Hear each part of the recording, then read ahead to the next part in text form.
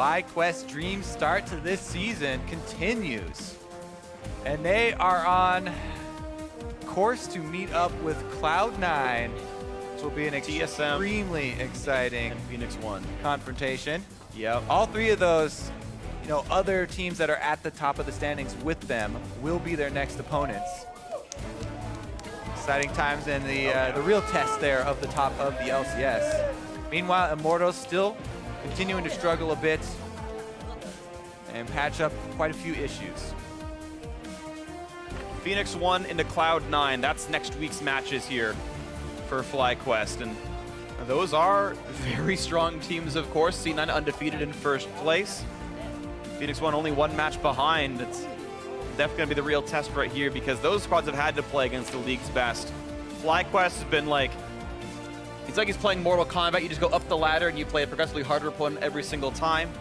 The 2-0 here, pretty solid over Immortals, who had an okay record. They had 2 match wins. It wasn't completely deplorable, but took care of business pretty well. They had a close game. They managed to snowball the way through. They had a game where they blasted open the early game and did very similar things. Shot calling still crisp. The individual play from High still very good as well. Moon, different build on Evelyn pretty much every single game, still finding ways to make it work. And the FlyQuest formula certainly is succeeding. Yeah, and they've got a lot of these underdog hero stories on the team. Yep. The returning veterans, that are old now, as well as Moon, who didn't have such a good time his first time around in the LCS and has completely changed history basically for himself here. It's actually just such a cool story, especially considering last time around, a lot of the flack that High would get would be small champion pool and lack of mechanics. Can't lane well.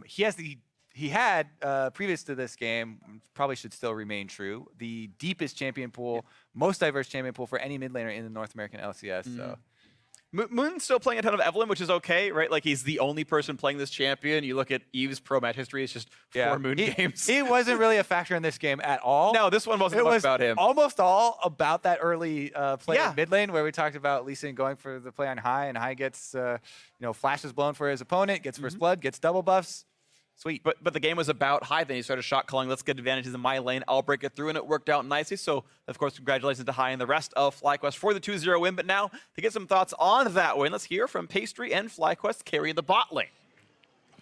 Thank you very much. I'm here with ALTEC after another successful weekend out for FlyQuest. ALTEC, you've had a fantastic weekend on a whole host of different lethality marksmen, Misfortune, Jin. How have you adjusted to the metagame, and do you think it suits you? Honestly, I prefer playing hyper carries a lot more, but I think this is more of a team game, and champions like Jin, who don't really need attack speed and stuff like that, they really benefit from this patch. So I think I've adjusted well to this patch.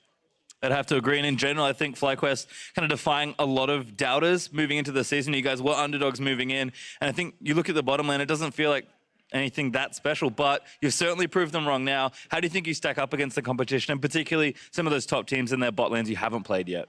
I think I guess the strongest bot lane would be C9's bot lane, because obviously they're undefeated and they've been together for a long time. So I think they'll be the hardest challenge. But I think other than that, we should be able to handle most of the bot lanes. I have to agree, you guys have managed well, and of course, FlyQuest, you're now tied for second with TSM, really looking for those top spots. Do you think you guys can carry this throughout the rest of the season, and maybe, how far do you think FlyQuest can go? Is #1 out of reach? Obviously, I think #1's our goal, but I think next week, since we're playing C9 and P1, who are the 1 and 2, I think that'll be the hardest weekend for us, and I guess that'll just prove if we're a top team or not.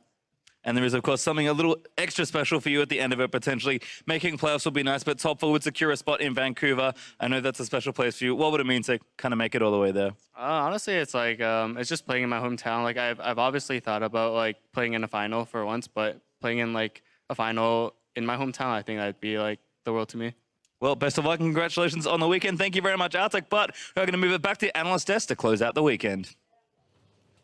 Thank you very much. Pastry time. FlyQuest here, 5-1 to close out week 3, remaining in that second place slot right up there with TSM. That's got to feel good and dominant game here. I mean, there's only so much to analyze. when 2 kills go over to a Zed that early, 4 kills rather go over to a Zed that early in the game. I mean, you may as well just play the clips because there's not like a ton to say. This it's happened just in both games too, with the super early double kill going over to a carry on C9. All right, well, let's take a look at the early kills handed over to High on this Zed, a champion that he is very familiar with from his old days in the LCS. right. I mean, you know, DARDOCH is kind of the catalyst for Immortals, and whenever he doesn't get off the ground, they look like they struggle a lot. And here's a play where DARDOCH goes over the wall, tries to make something happen, but isn't happy just with the flash, greeds out, unable to finish High off. Great roam from LEMONNATION. Great roam by LEMONNATION, double buffs on High now, and then Balls as well, responding to the pressure mid. I mean, you know, FlyQuest as a unit always seems to collapse to exactly to support High. Yeah, Balls was helping a lot at the end of Yeah. that play. He was making there. sure he couldn't Moral get away. support. You got it, guys. So that's 2 kills right there, super early on in the game. Then 10:30, so just barely past that 10-minute mark, we have a 3-for-1 that goes in favor of FlyQuest. High picking up another 2 kills in this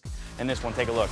Yeah, this one was a little bit more chaotic because Immortals was like thinking about setting up a play, but they were just a little bit haphazard about the way they did this, and they missed a lot of skill shots mid-fight.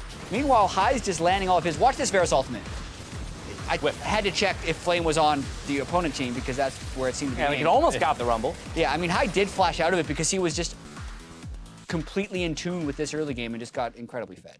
Yeah, I mean, there's really not too much to say. You have a snowballing, out of control Zed. We saw him continue to make plays, solo plays, roam plays down bottom. Like, he was all over the map after that. And we've seen High, you know, for years now on Zed, taking over games, happens once again. Right, High is going to receive player of the game. I don't think that's going to come as a surprise to anyone. Now, another top performer on the team has been Moon, you know, this entire split. And in this game as well, had a very solid scoreline. Deathless for him. High actually highest deaths on the team, but that's okay when you're carrying. Well, yeah, exactly. When you're carrying as hard as you are.